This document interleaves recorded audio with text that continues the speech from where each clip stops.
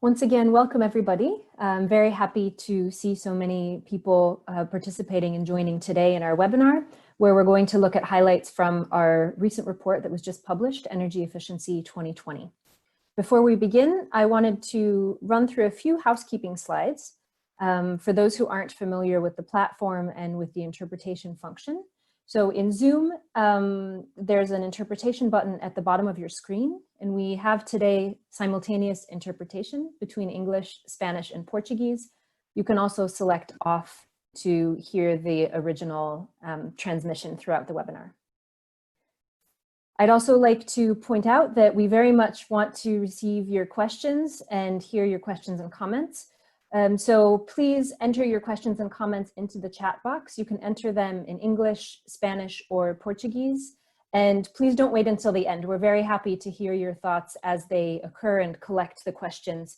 And then at the end of the webinar, we'll have a dedicated portion of time to address your questions in the question and answer session. So today's webinar has 4 parts. First, we'll have some introductory remarks. After that, we'll present global findings from the report, followed by insights from Latin America. And finally, as I've just mentioned, there will be a question and answer session. So I'd like now to turn to the welcome remarks and to give a special thanks to our guest speakers today. From the Brazilian Ministry of Mines and Energy, we have Samira Sosa, who's General Coordinator of Energy Efficiency, and from the National Commission for the Efficient Use of Energy, also known as CONUE in Mexico. We're very pleased to invite and to welcome Odon de Buen, who's the Director General. So Samira, I'd like to now hand the floor to you.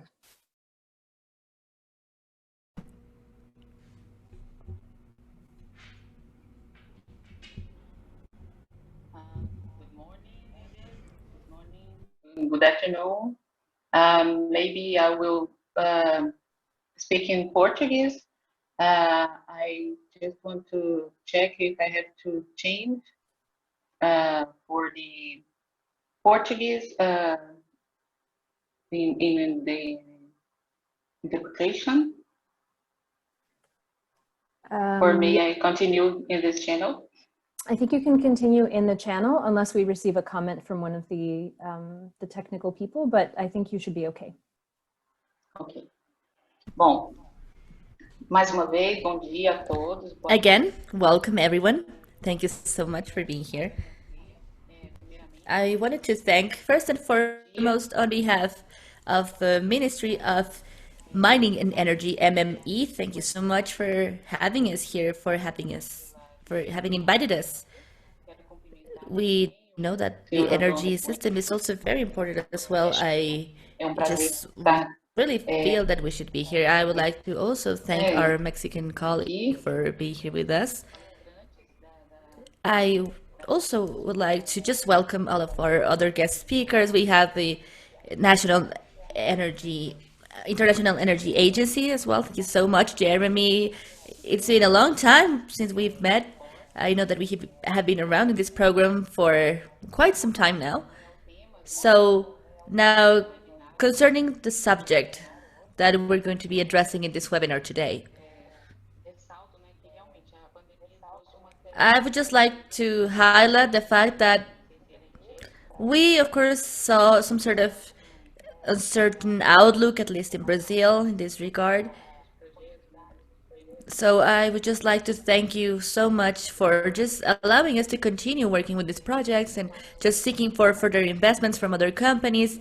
Also from the government side, we also have resources that have been used specifically and allocated for energy projects. So just for us to be able to really take part in all of this project, well, right now, of course, we know that we have some delays caused by this pandemic. However, we also have a series of opportunities, at least we see them on the horizon, at least in Brazil, especially right now, at this time. We're trying to see a slow recovery in the country. And we also have noticed that we have had, well, like I said, we have had some sort of recovery, but we need to really take advantage of this momentum for us to be able to continue fostering this electric power projects, because somehow I believe that we're going to be able to have a more effective, more efficient recovery as well. And that is going to make our economy way more competitive than it is right now. So I do not want to take over the microphone or hog over the microphone. I just really want to thank you thank you for allowing us to have this partnership with this Ministry of Mining and Energy. Thank you once again for just allowing us to work and collaborate with all of you. We know that we have created very strong links, very strong partnerships with other institutes, such as the Institute for Energy Efficiency, and particularly when we have this energy efficiency report. Well, this report is a tool that is very useful. I find it quite useful because it allows us to somehow track our programs. And of course, we have been working very, very closely with the IEA. So now concerning that report, also, I wanted to highlight that we need to just make the most of it, to take advantage of it. It is very useful not only for Brazil, but for the whole region, Latin America, and that will allow us to improve our policies and our programs once again. I feel really pleased. I am really, really pleased to be here taking part in this seminar and just trying to collaborate with everyone at the IEA. So hopefully we have a great success. And that's pretty much I wanted to say. Thank you so much. For those words. And now I'd like to ask Odon de Buen to speak. The floor is yours, Odon. Thank you. Gracias, Edith. Saludos, buenos días desde México, buenas tardes en París. Thank you very much. Good morning in Mexico. Saludo good a Samira. afternoon in Paris. Tengo esto en, a ver. Sí, tenía la traducción en inglés, perdón. Saludo de parte de la Secretaría. On behalf of the Minister of Energy, Engineer Rocío García Nale, who make me be here on behalf of her, I welcome you all. We've been working with different institutions for over 30 years, and we are developing official policies in Mexico. We have 32 so far and 3 in working progress that cover over 55% of the whole energy that we use in Mexico. Some are homologated with the US and Canada, and we have a comprehensive compliance work. And that is where we have the technical regulations as well, which makes our system even more comprehensive. We are also supporting the environmental people with light vehicles, and we actually think that nowadays this will be even more relevant in the US and in the region. We are also working with many different sectors, like different installations in vehicles, in public spaces, and some different companies such as Pemex and the Energy Federal Commission. Pemex per se has a specific program, and we are also working with the local governments for the public grid, because we've reduced the whole energy that we are using for public light. We are also using different programs with the public and private industry and how they use the light and the energy. And they are also working with different voluntary agreements so that companies start reducing their consumption. We are working with transportation companies in general, and we are also working with transportation companies with offer and demand, and we are developing different programs with them. We have 2 trusts on energy efficiency, especially for SMEs and for the household sector. And we are also working with the FIPATREM, which is a trust for the electric industry that works in the same way. We've had different impacts on energy efficiency, and we've been developing a lot of work with the Economic Commission, working and collaborating with France and Germany, and we've improved a lot in different sectors. Now, speaking of energy efficiency and COVID, I've already read the report. I want to congratulate you. And we've seen that there's a lot less consumption on transportation. I see that there's more consumption on household, but specifically on those places with hot weather, because all people is on their house, so they're using televisions, computers, and so on. We are still working on that. We are still working on financing. We have some delay on that, and of course we need to keep working on that. And just to wrap up, we are still working with the IEA on collecting data, especially on the service sector. And we are also interested on data collection for energy efficiency and our energy balance. And we are also interested on keeping with the documentation and quantification of the results for our many programs. And also to update the working map for the different programs we have. And we are also organizing a webinar on the impact of the pandemic locally in Latin America, and also to have a reference from the region. So those are my comments, and I will be very interested on hearing all the comments the agency has on this behalf. And thank you again for inviting us.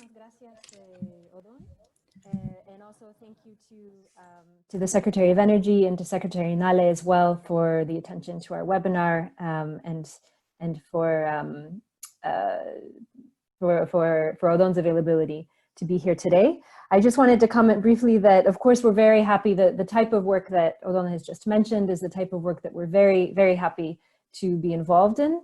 And in Brazil, for instance, we're doing exactly this. We're working on analyzing the results of the COVID pandemic on energy efficiency in Brazil, and we'll be very happy to expand the work to Mexico and to the broader region.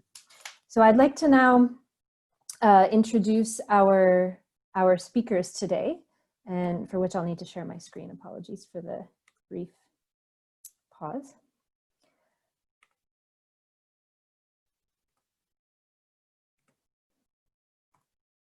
So today our speakers are Jeremy Sung, who was the lead coordinator on the Energy Efficiency 2020 report, and Yannick Monchar, who is a principal author on the report.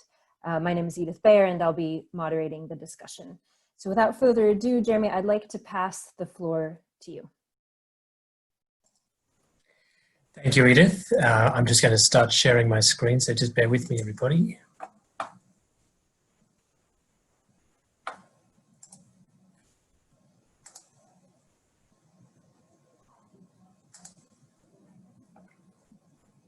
I just want to confirm that you can see that. Yes, we can. Okay, great. So thanks for having us today, and we're very happy to be here to present some key findings from this report.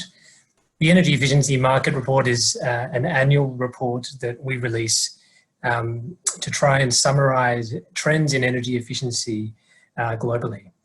This year, we took a different approach because of the global pandemic. So rather than looking a year that has just passed, we decided to focus on the current year to try and summarize some of the trends that we were observing because of the pandemic that could have implications for global energy efficiency. So it's a little bit different than previous reports. For that reason, we are very keen to get your feedback on this year's report. So I'm going to start by presenting some of the global trends from the report, and then I'll hand over to Yannick, who's going to look at some of the data from Latin America specifically. So here are the key findings from the report. First of all, we find that the pandemic threatens to set back energy efficiency at a time when it was already weakened. And this is something we talked about in last year's report as well, that energy efficiency progress since 2015 has been slowing, and therefore we have been urging the world and the world's policymakers to take urgent action to try and speed up energy efficiency progress again. The reason for the slowdown that we've observed this year are threefold. Firstly, investments in energy efficient technologies have fallen, and that's linked to the fall in incomes that we've all experienced due to the pandemic. Secondly, we've seen a change in the short-term structure of the economy that is likely to make the economy more energy intensive, and I'll be talking about some of those changes soon. And thirdly, behaviours are changing. We're all aware that during this period, we've spent more time at home, less time in commercial buildings, for example, less time driving and traveling in planes, and more time at home stationary. So those sort of changes are having influences on the energy system. And some of them are positive, some of them are negative.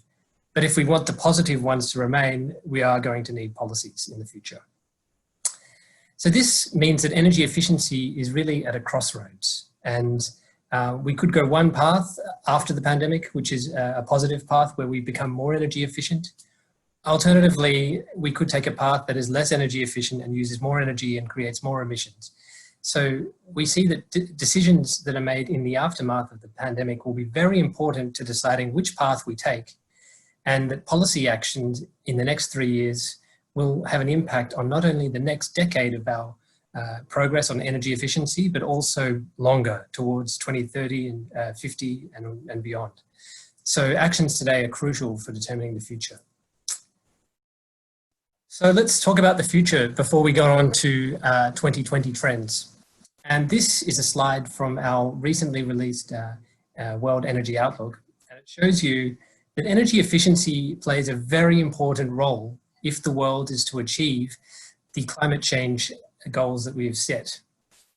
So here you see the difference between the current day policies, which are the stated policy scenario, and a sustainable development scenario, which would get us on track with meeting global climate change and sustainability goals. And what this chart shows you is that energy efficiency is expected to deliver around 40%, in fact, more than 40% of the abatement, the reduction in carbon emissions in 2040.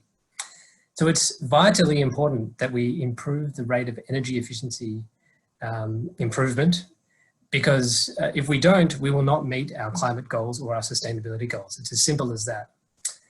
And that's really what I wanted to start with, because what we're going to see next is that unfortunately the rate of improvement has been set back by the pandemic. So here is energy intensity measured as primary energy use divided by GDP. And what you can see is that since 2015, the rate of improvement has been slowing. So each year we are using slightly less energy to generate the economic output that we produce. However, it's not improving at a fast enough rate. And at the IEA, we estimate that in order for us to meet our climate and sustainability goals, we need to be improving the rate of energy intensity by around 3% per year. Instead, we've been going in the opposite direction and decreasing that rate year on year. And in 2020, because of the pandemic, we think that the primary energy intensive rate will only improve by about 0.8%. So really we're about 1/3 of the levels we need to be if we are to meet those longer term goals. So what's behind that change this year? Well, there are three main factors, as I mentioned in my introduction. There are changes to investments in energy efficient technologies as a result of the pandemic. Sometimes investments have gone up in some cases, but in other cases, in most cases, in fact, we think that investments will be lower in energy efficient technologies this year. There are also structural shifts in the economy that have occurred because of the pandemic. And I'll be talking about those in more detail shortly. And finally, these changes to energy using behaviors. And all of these factors have combined to halve the global energy intensity improvement rate in 2020. So first, I'm going to talk about those investment factors.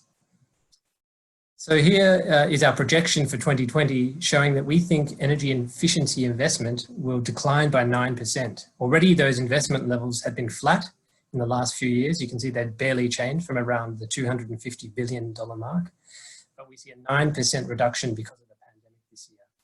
And that is because lower energy prices as well that we've seen during the pandemic will lengthen the payback period for key energy efficiency technologies from between 10 and 40%. So what it means is that in a time when energy efficiency is competing with other investments, energy prices have been low, making energy efficiency less attractive. And that means that we are likely to see less investment in energy efficiency. It's not all bad news. Some bright spots do remain despite the lower overall investment. And here is an example. In the transportation sector, despite the fact that overall sales of cars will decline in 2020, the percentage of new vehicles that are electric vehicles, and therefore more energy efficient, will increase this year, we think. So around 3.2% of new car sales are likely to be electric this year, which is the highest share that we've seen in the last few years. And is a sign that the transport system and indeed the energy system is continuing to electrify. And it's one of the biggest changes that the world is observing. And it's a very important change for energy efficiency. However, the changes that we've seen this year will have impacts into the future. And this is coming back to the point that I mentioned in the opening about us being at a crossroads at this point. This is a chart looking at the building sector. And what we see here is that if investments don't increase in energy efficient buildings and materials, energy use is likely to increase quite significantly in the building sector. This chart shows just heating demand from buildings, but it would be a similar story for other end uses as well. And alternatively, we could take a path where we do invest in energy efficient building technologies by putting in stronger policies, such as policies for stronger building codes or near zero energy buildings. And we could decrease that significantly. This chart shows that we could decrease that energy demand for heating by the equivalent of heating 80 million homes.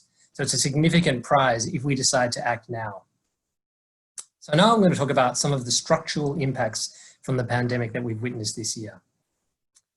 Here's an example from the commercial building sector.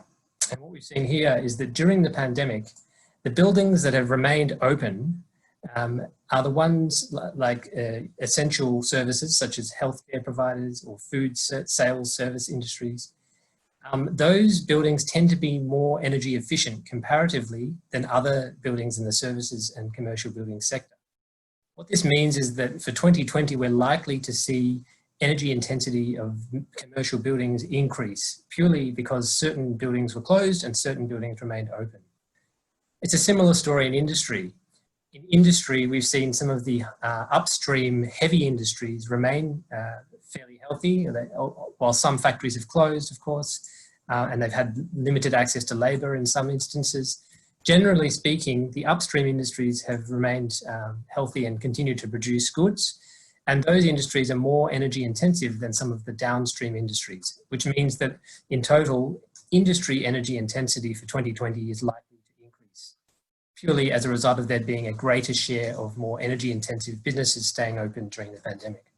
So that's something to keep in mind as we reflect on 2020, especially as statistics come out in the following year or two. The third impact from the pandemic I want to talk about now is behaviour. So as we all know, all of our behaviours have changed during the pandemic, especially in that we've spent much more time at home and less time travelling. And when we look at this example from the road transport sector, we can see that public transport use is down significantly in most countries, at least 40%. And this is data up until the end of, including the end of October. So it's most of the year of 2020. And you can see that in contrast, private transport modes like driving and walking have also decreased, but in some countries are beginning to increase beyond the baseline levels. So for example, in the US, we see driving is up compared to the baseline, and the same story for Germany and Japan. While in other countries, driving has decreased, but not as much as public transport has decreased. And what this shows you is that the pandemic is leading to some modal shifts. The question as to whether these modal shifts will lead to more or less energy use really is going to come out in the data that we see in the next few years. But of course, if people move from public transport to cars, transport will become more energy intensive. If they move from public transport to walking and cycling, then it will become less energy intensive.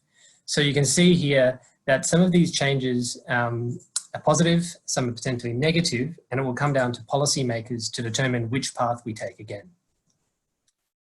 If we are able to maintain some of the positive behaviours we've seen, there are some potentially big gains to be had and some large benefits for the energy system and the climate. This here is a chart showing you some modelling from the World Energy Outlook, another report from the IEA that came out just a month ago.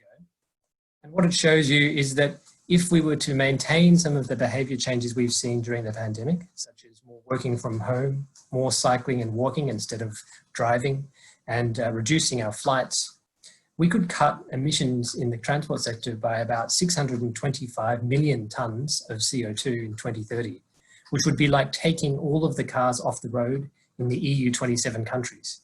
So it's a very, very big gain to be had if we can make some of these behaviour changes persist.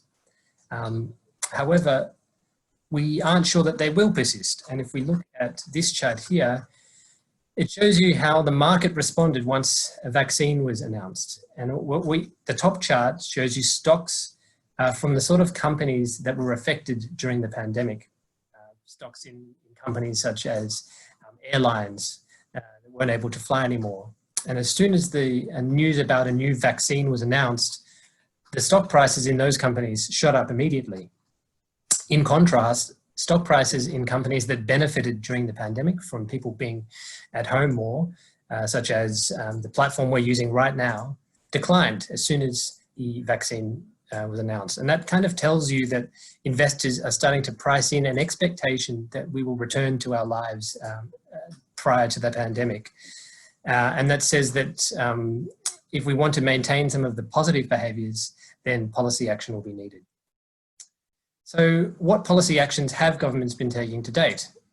Well, this year we've attempted to try and track in real time some of the government spending that we've seen happening in response to the pandemic, particularly focused on energy efficiency, and I've got the results for you now. First of all, this year the IEA conducted some analysis to show how the world could align its response to the pandemic with its longer-term climate change goals. And it came up with something called the Sustainable Recovery Plan. And that plan outlined what spending governments would need to do in the next 3 years, from 2021 to 2023, in order to get the world back on track with meeting its climate and sustainability goals in the long term, while also creating new jobs and helping to sustain our clean energy industries as well. And what it showed is that we would need around $1 trillion of spending in each of the next 3 years. It also showed that energy efficiency, which is shown as the yellow bars and the yellow segments of the pie chart, would be the most important area to spend money on. Because energy efficiency is also extremely labor intensive. It takes a lot of people to go and install new equipment in houses, to build new buildings, to manufacture new vehicles. So energy efficiency makes sense if you also want to create jobs while recovering from the pandemic and building long-term sustainable transport and infrastructure and appliances and equipment. So what we did is we looked in our report at how much money has been allocated to each of those measures in the Sustainable Recovery Plan so far. And what we found is that governments are starting to spend money on energy efficiency, which is very positive. However, the spending that we've observed to date is quite uneven in the way that it's been distributed. So it's uneven in two ways. First of all, it's uneven on a sectoral basis, with most of the spending currently being allocated to buildings and also to new electric vehicles and the infrastructure to support new electric vehicles. It's great that money is going to buildings and electric vehicles, but it shows you that a lot of opportunities are being foregone. For example, we didn't see any investments so far allocated to new efficient appliances. Also, we noticed that 85% of the announced spending for energy efficiency is going to Europe. And that's another big disparity in the way that governments are spending money. We would like to see a greater share of spending going to regions other than Europe. And that's a message that we would like to convey to the group here. We think that, finally on this slide, we would note that in addition to the spending here, the EU has announced even more spending of around $200 billion more. And that's going to come into play next year. We're not sure exactly how much will go to each of these different measures, but it's a significant amount. So that will increase the disparity between Europe and the rest of the world if other regions don't increase their funding. Finally, we also calculated in our analysis the jobs that could flow from this investment. And we compared that to the jobs that were estimated in the Sustainable Recovery Plan. And you can see here that most of the jobs will be created in the building sector. And in total, we think around 2 million jobs could be created from the money that governments have announced to date. However, if the world was to increase the level of investment in energy efficiency to those levels outlined in the Sustainable Recovery Plan, we could triple the number of jobs created. So you can see there are huge opportunities here for job creation from energy efficiency, and it's just up to governments to take those opportunities. So thanks very much. That's all from me on the global trends. I'm now going to hand over to Yannick to talk a bit about Latin American data. Yeah, thanks, Jeremy. And also just give me a second, please, to share my screen.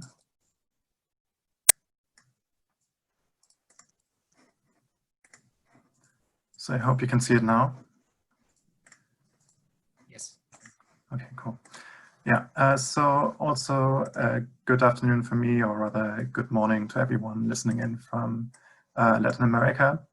I would like to show you some of the insights from Latin America.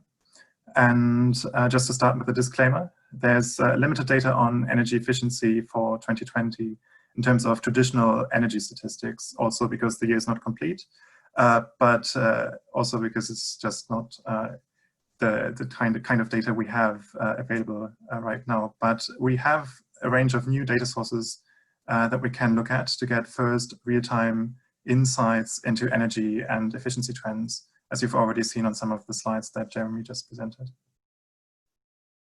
So these figures here are a good example of real-time data on trends observed during the COVID crisis with crucial impacts on energy use patterns. And as a consequence of teleworking and mobility restrictions, there was a drastic decline in average visits to workplaces and corresponding increases in the time spent at home, both in Brazil, but also in other countries in Latin America and around the globe. In the case of Brazil, the strongest decline was observed in April, and even now, people spent more time at home than last year around this time of the year. But many people are already returning to the offices and other workplaces as we can see here in Brazil in October. But that likely has also changed a bit now as cases unfortunately have started to increase again.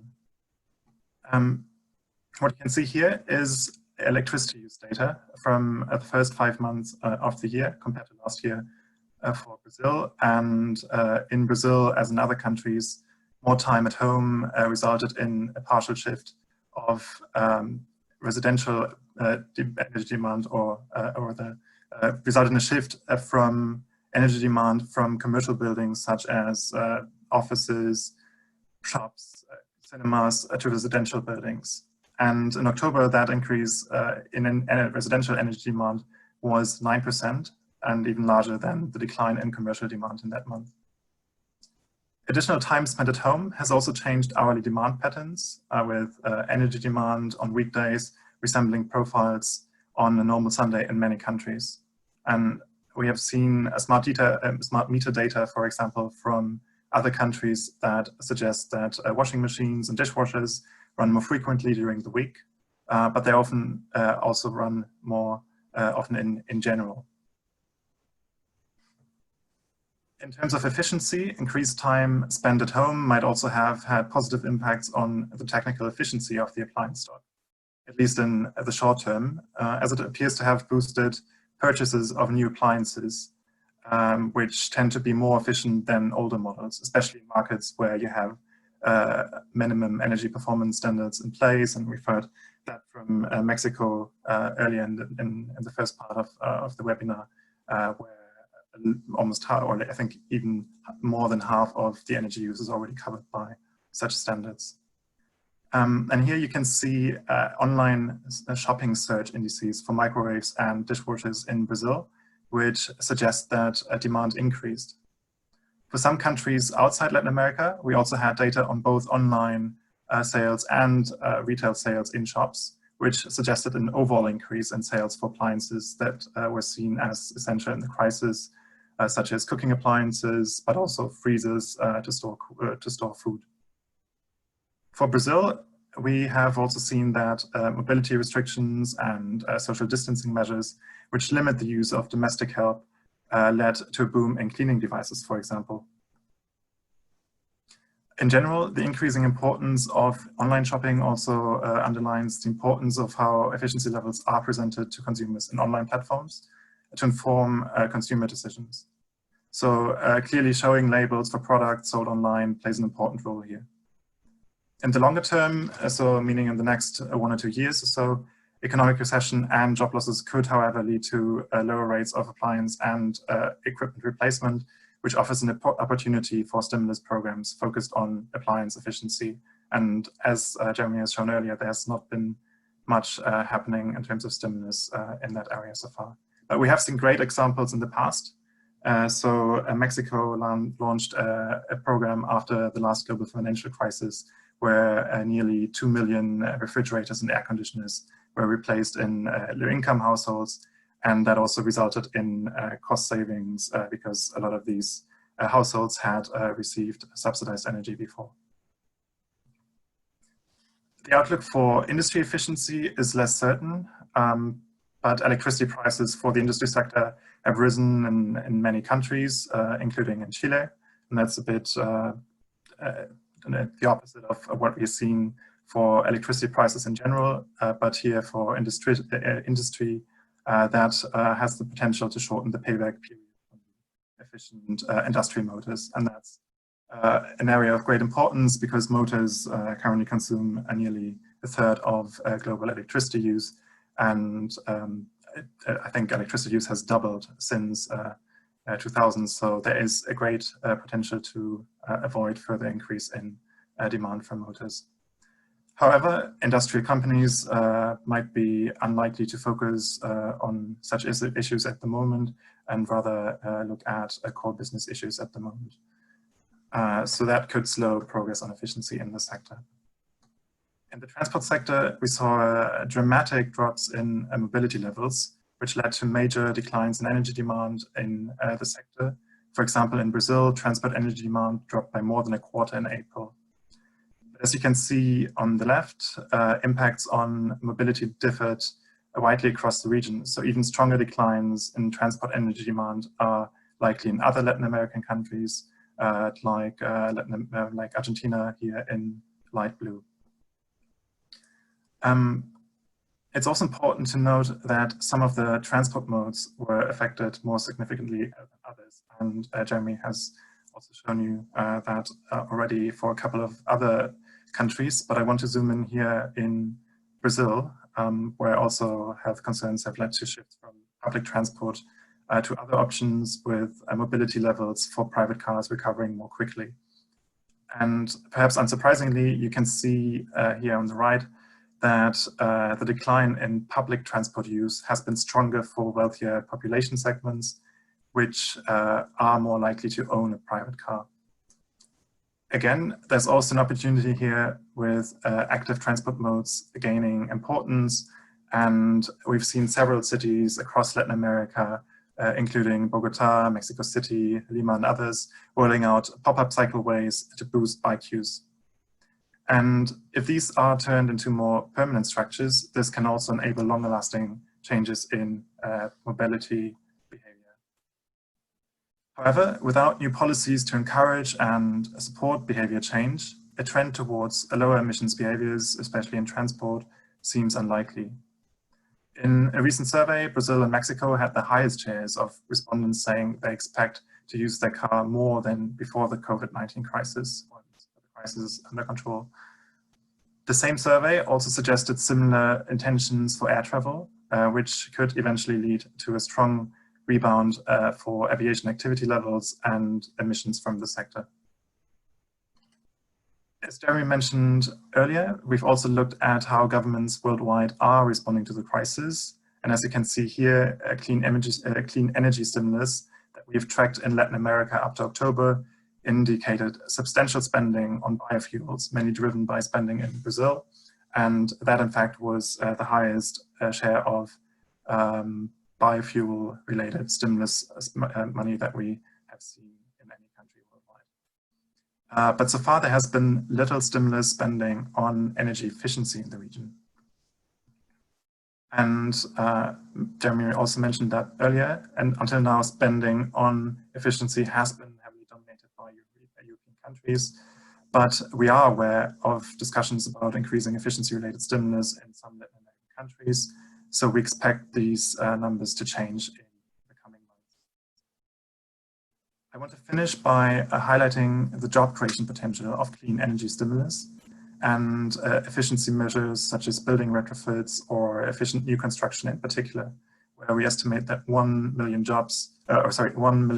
of capital investment could create around 15 jobs. And it's also worth noting that these job multipliers are slightly higher in Latin America, where the cost of labor is lower. So that already translates into millions of jobs, as energy efficiency is very labor intensive. And on the global level, we've seen how that might look like already based on current stimulus spending on the slides that Jeremy has shown earlier. So to sum up, there's a high level of uncertainty for efficiency progress in most sectors at a time where progress really would need to accelerate if we want to meet the global climate goals, reduce air pollution, and also reap other co-benefits from energy efficiency. Many of the structural and behavioral impacts of the crisis that we've seen in Latin America resemble the ones we have observed in other countries. But the policy response in terms of efficiency stimulus has been low so far in the region. However, there's a large opportunity to lock in efficiency savings over the next decade, while at the same time creating jobs, lowering emissions, and also lowering energy bills for consumers. Thanks a lot for your attention, and I'll now hand back to Edith for the Q&A part of the webinar. Thanks very much, Yannick and Jeremy. So we have a number of questions coming in, and I wanted to see whether we can direct the first question actually at Odon de Buen, who I know is still connected. And the question is, which energy efficiency indicators are being proposed in Mexico in industry?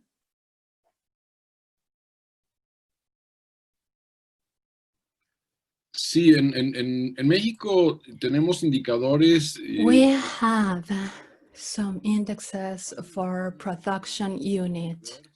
We have a report from the Economic Commission for Latin America that comes with 20 years of indexes from different sectors, marking demand and offer. And it uses intensity related to production of paper, glass, or whatever you want to look for. The next question I'll start by asking Jeremy, but Yannick, please also feel free to jump in. And the question is, how can we motivate or encourage implementation of the types of policies that you've been presenting, particularly keeping in mind that there's still sometimes a lack of understanding of the benefits of energy efficiency, and sometimes energy efficiency and also some of the carbon goals that you were showing are lower on the list of political priorities. So so I guess it's a two-part question. One is what can be done now? And secondly, in a way, how can we attract the right attention? Sure. So first of all, I think it's important to acknowledge that we have the tools in terms of the technologies to help turn this ship around, to start becoming more energy efficient. We've had these technologies for a long time. We know what we need to do in the building sector. It's about better quality building fabric, increasing insulation and window glazing, and all of these things that have been technologies that have been around for a long time and that also pay back very quickly, well, in some cases very quickly, but we know that they do pay themselves back over time due to energy savings. So these are the technology solutions are there and have been there for a long time. The key thing is therefore designing policies to encourage those decisions to be made, because as we all know that some of these technologies are obvious, but sometimes it's difficult for people to calculate the lifetime savings or to make decisions that will be rational, I guess, for their economic baselines, but also for their comfort and all these other multiple benefits that energy efficiency can deliver. So that's where policy comes in. Now, what sort of policies is part of the question there, I take it. And again, the policy tools have been around for many years now.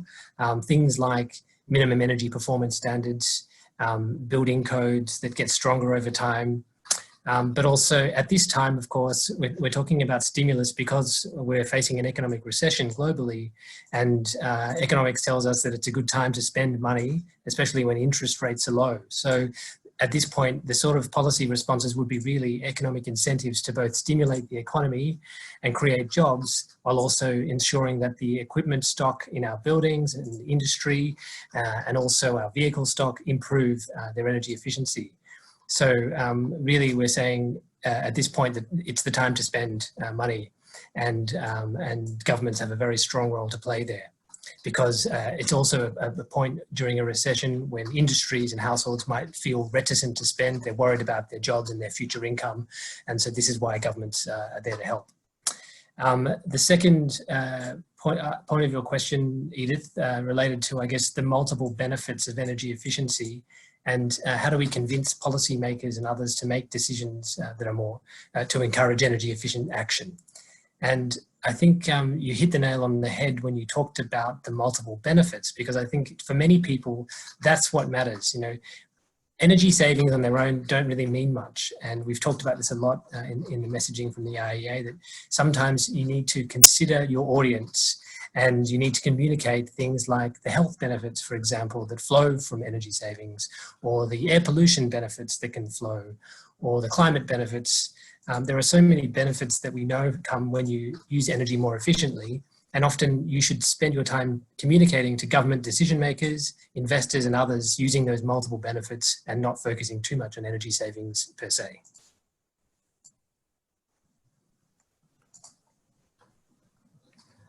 Yeah, I think I would add something here on the political momentum part of the question. And I think there's a great opportunity here with COP26 being delayed by a year, that gives us time to really gather momentum for efficiency. And we are currently working with the UK government that's hosting the next COP on a call to action for product efficiency.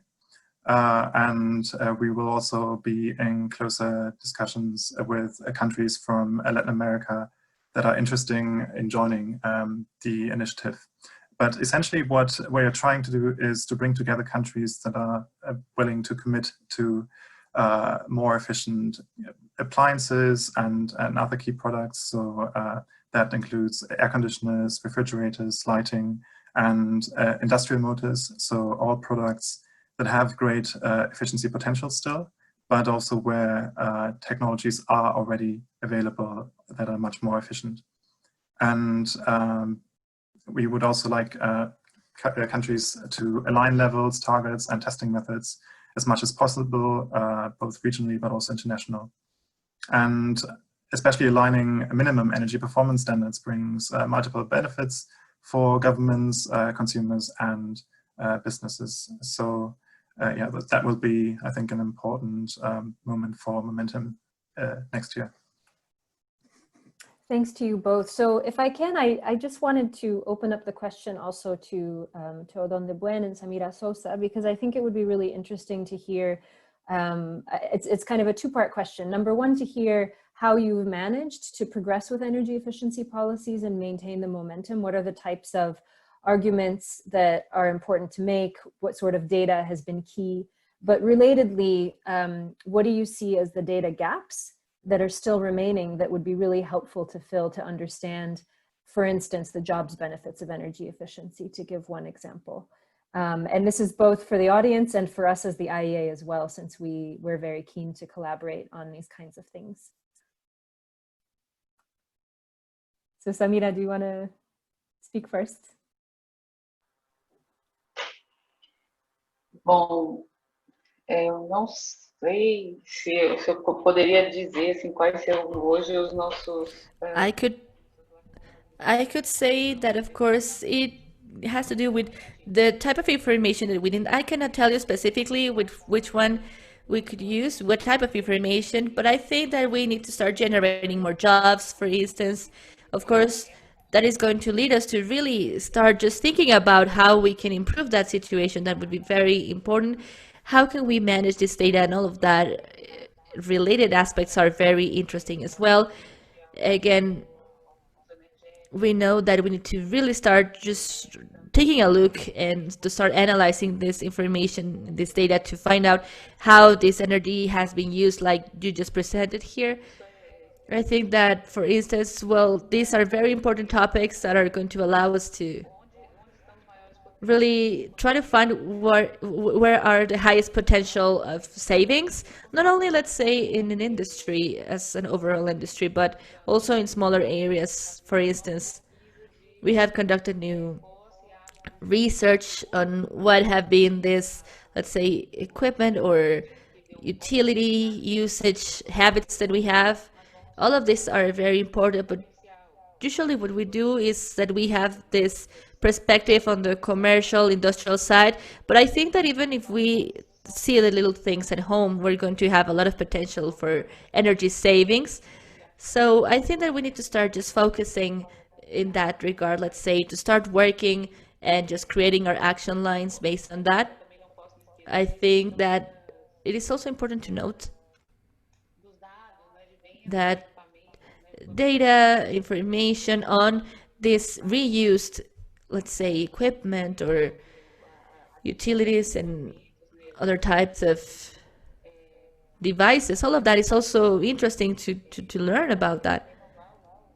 Let's say, what happens if we renew, for instance, an older conditioning system, or what happens with our refrigerators, like we already mentioned. I mean, I think that policy should take all of this into account, because it's a matter of energy efficiency. And right now we are conducting some other projects for us to be able to just really conduct much more research in terms of what can we do in that regard, because I believe that we have a high potential of energy savings in that regard.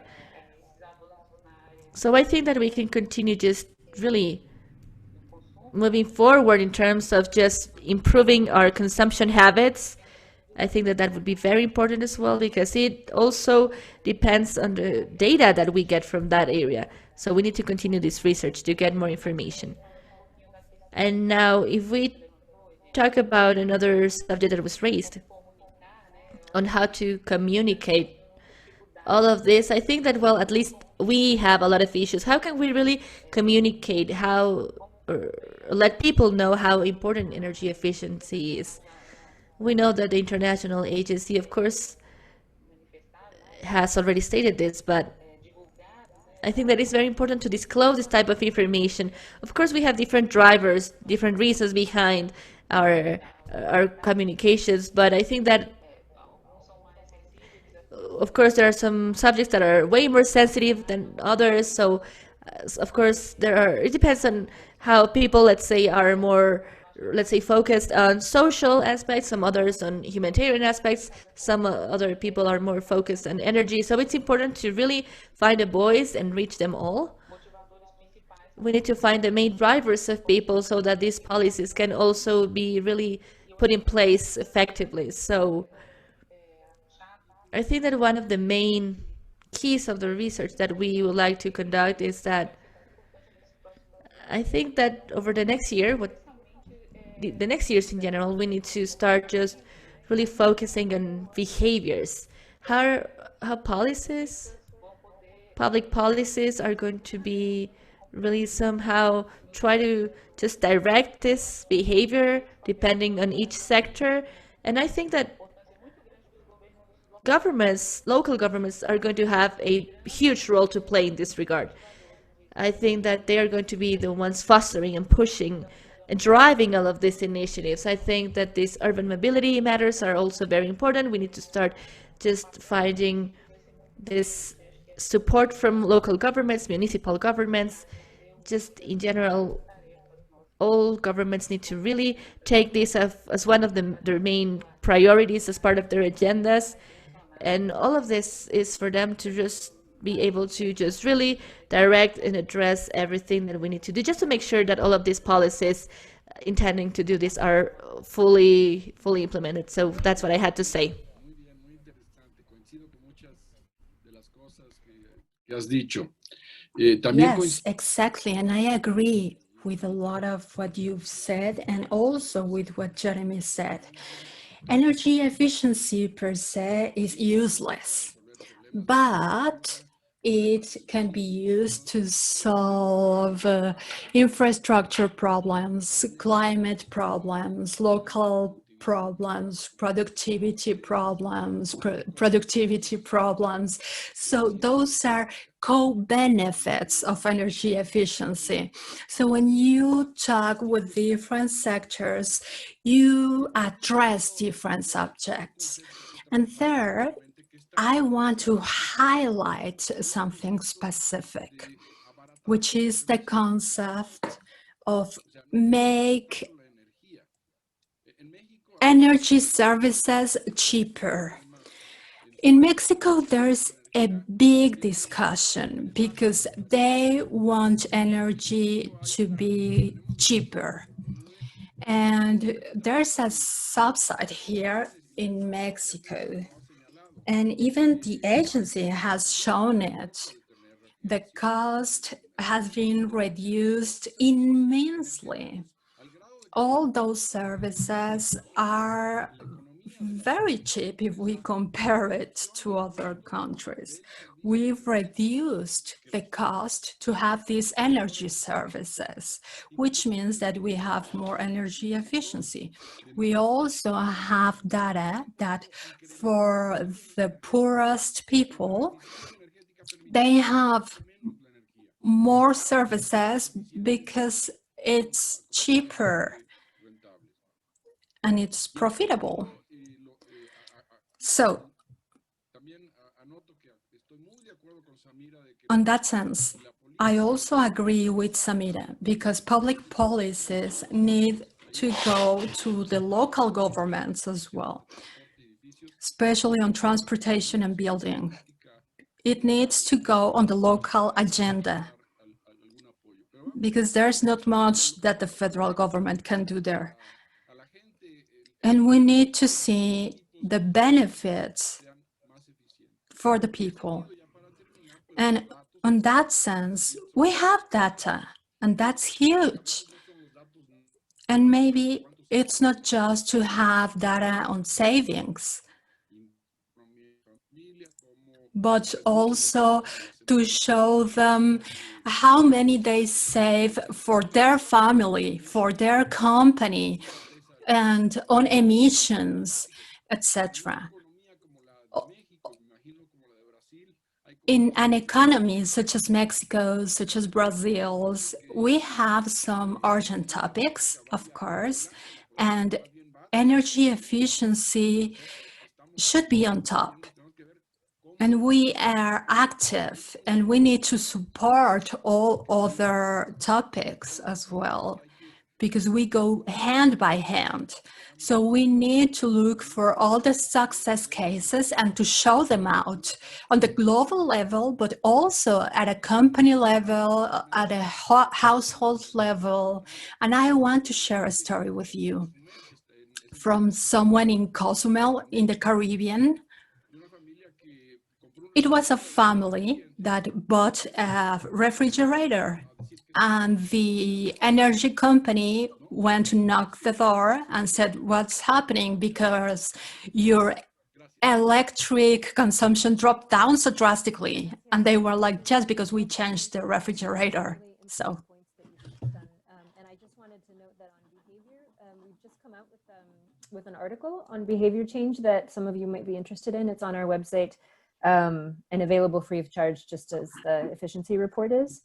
The point on local governments is a very important one, because we see that a lot of the implementation, including in buildings and transport, it fundamentally relies on local level authorities. And so cooperation between national and local authorities is crucial, as is cooperation among local authorities. And we're seeing some really good work on this in some countries. The different perspectives and being able to speak to different people who are thinking about, who have different priorities, is really key. Although the comment you made on abaratar servicios energéticos, on the focus on energy services, not just on energy prices, but on the cost of providing energy services, it's a fundamental issue to ensure that everybody has access to energy services. And we know that in Latin America, there's still a small percentage, but it adds up to millions of people who don't have access to energy services. And it's also fundamental to just sustainable, lower cost services over time. So thank you very much for those comments. There's a question on the role of universities, which I think is really interesting, on what role universities can play in stimulating investment in energy efficiency. So Jeremy, would you mind answering that question, please?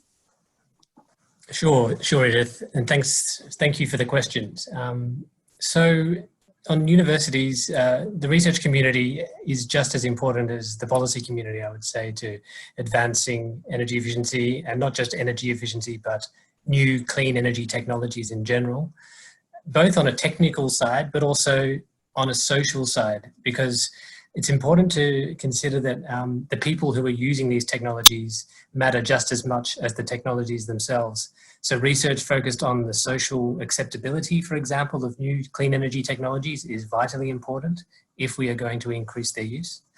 And I wanted to just draw your attention to the person who asked this question, to the IEA's Technology Collaboration Program. And this is a network of researchers. There are 6,000 people involved in total. And there are about 38 different collaborations focused on different parts of the energy system. And what these research collaborations are designed to do is to bring together academia with industry and policymakers so that we can pool our resources at an international level and come up with new research on clean energy technologies, but also on the social dimensions as well. The one that I'm thinking about is called the User-Centered Energy Systems Technology Collaboration Program, which is a very long name, I apologize. It's Users TCP for short. And that particular technology collaboration looks at demand-side technologies and also their social acceptability. So, for example, if we are going to increase the use of digital technologies that control our water heaters remotely, what sort of barriers will we face from households? You know, will households allow that technology into their homes, or will we need to build up their acceptability over time, and how will we do that? So there are researchers committing to research such as that, which is looking very much at the behavior side of this equation. But of course, there are also research collaborations focused purely on technology as well. So how do we design more efficient buildings, more efficient windows, more efficient vehicles? All of that is happening. So if you're interested in that, I'll post a link somewhere, maybe in the chat window, about the technology collaboration programs, and any interested academic organizations are welcome to contact any one of the collaboration programs. They would love to hear from you. Thanks very much, Jeremy. So there's also a question here that speaks more to international collaboration and how we work with countries that have energy intensity targets that are lower than 3 or 4%. And I mean, first of all, I should say that there are a lot of countries that don't have very clear targets at all. So we, through our modeling, see the improvements in energy intensity on a global scale that are needed to achieve the Sustainable Development Goals and carbon reduction targets. However, how those are reached, it's clear that it won't be even across different countries. For instance, China has seen a year-on-year reduction in energy intensity, some years up to 10%. I believe it's lower this year, and then some countries have quite a bit lower of an improvement. And so what we show is the global number, which is the average.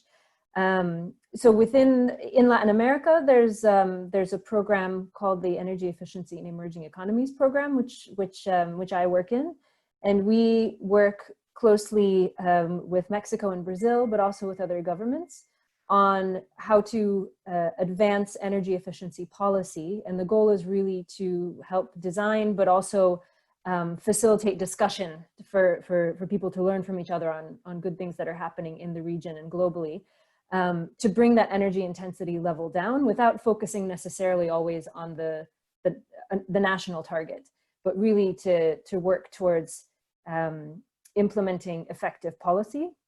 There's also an initiative that came out of the UN General Assembly in 2019 called the 3% Club. And it's a group of countries that have together agreed to advance towards achieving a cumulative, again, among the countries, 3% reduction in energy intensity annually over time. So we have these different levels. We have kind of international collaborations and agreements to together move towards common goals. I would say that the highest level there that many countries here have signed on to are the Paris Agreement and the Sustainable Development Goals. So in a way, we all should be moving in the same direction. And really the question is often how, and that's really where the action is, right? That's how we get there.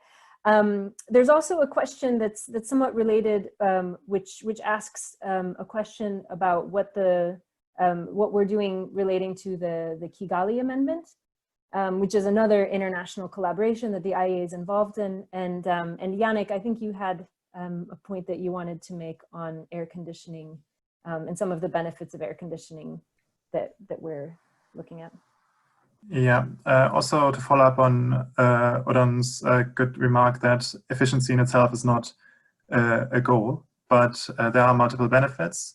And I think cooling is a nice example because in a region like Latin America, where cooling plays a big role and will play a bigger role in the future, that's important, but also because it's a region where you already have a high share of clean energy sources, especially from hydropower. So potential savings from energy efficiency measures don't really translate into a lot of savings in terms of emissions, but there are other key benefits, and cooling is one of those areas where that gets very clear, because efficient cooling can avoid peak loads, and that really reduces the need to invest in expensive energy infrastructure.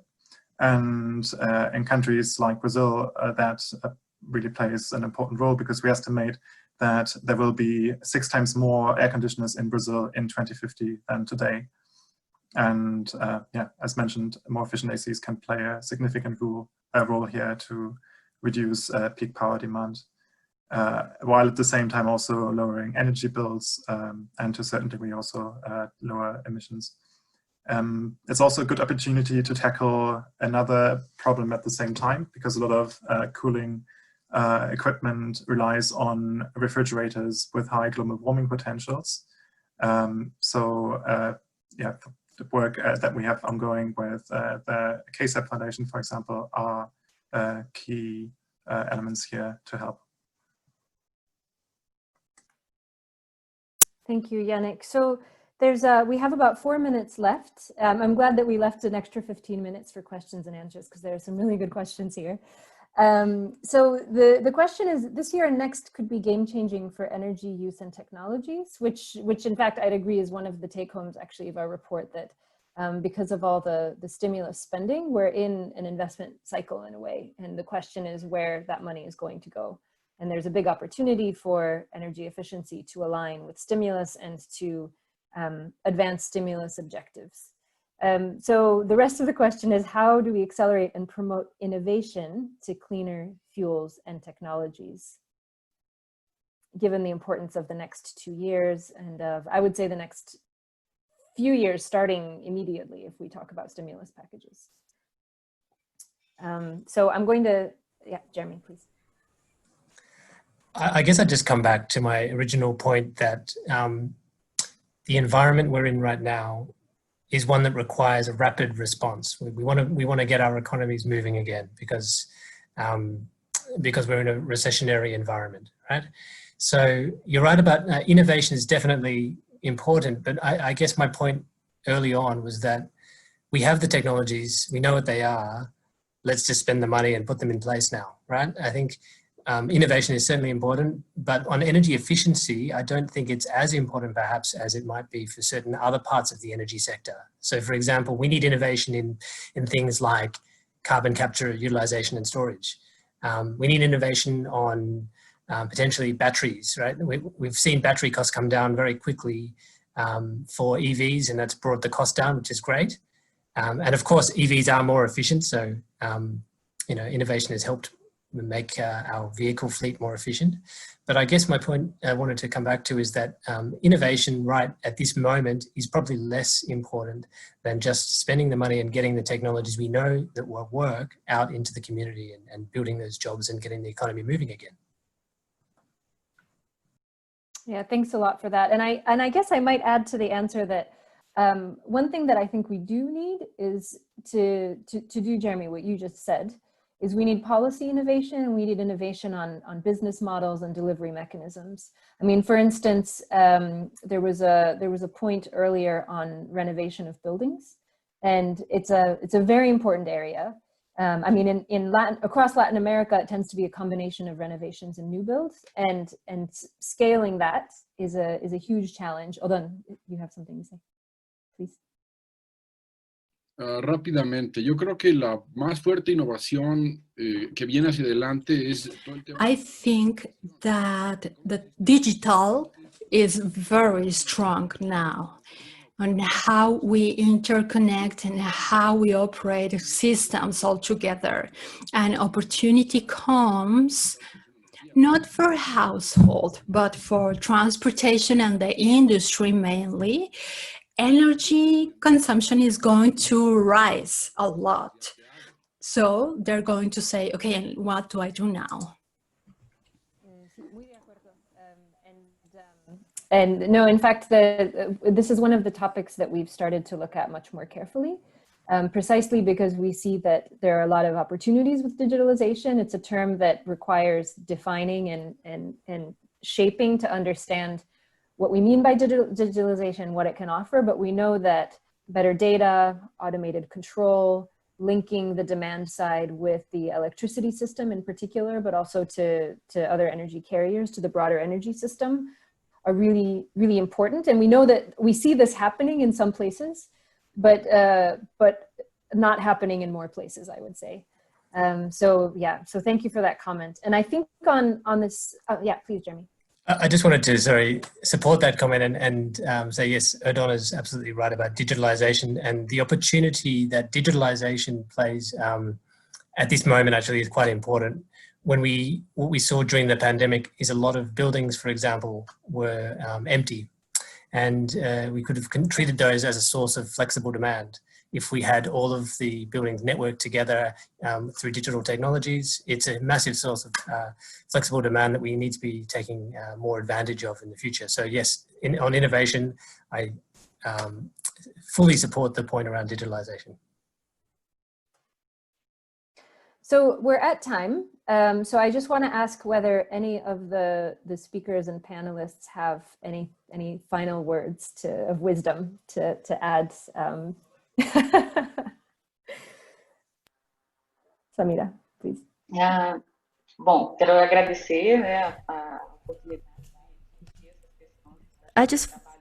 I just wanted to thank you for giving me the chance to address all of these subjects. I know that this pandemic, of course, is also just taking us to think about what is going to happen with this energy sector. It is very difficult to just, work at the same time in your goals, your work goals, and also try to deal and cope with this pandemic situation. Of course, we know that this is very uncertain. We do not know when this is going to be over.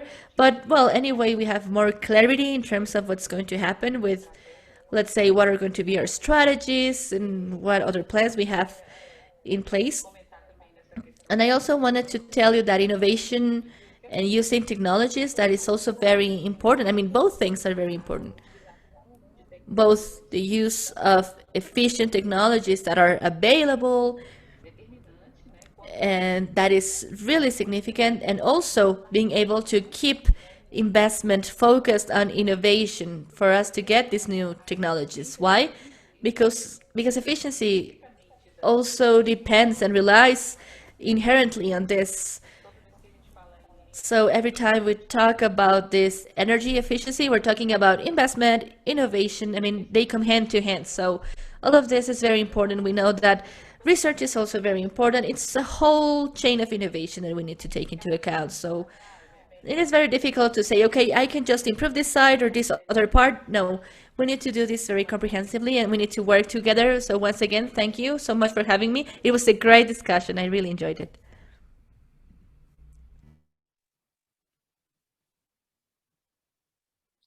Bueno, yo solamente felicito a la I agencia. just want to congratulate the agency for this big picture of where we are now. There is a song we have that says that we are in a weird world. We are living unprecedented times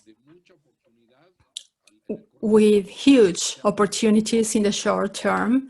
We talk about stimulus, of course, but we, of course, have challenges to make them become reality. But this is an extraordinary report. We need to use it to spread the word. And I see that there is a huge support from Latin America. I thank you all for inviting us, and it's great to get to know Samira and to get to know what's happening in such an important country as Brazil. And thank you again to the Ministry of Mines and Energy of Brazil. Thank you to Sener and Conue, and personally to Olon and Samira for joining today. Thanks to Jeremy and Yannick and all the participants. And just so that you know, a recording and the presentations will be available online in a few days once we get them up. So you can feel free on the landing page for the event, which was already in place. So we'll just add that there. And we'll send around a survey to all of the participants. We'd be really happy if you could fill that out to help us improve and also help us understand which topics are of most interest for everyone in the region. So Thank you very much and have a wonderful rest of your day. Thank you. Thank you very much.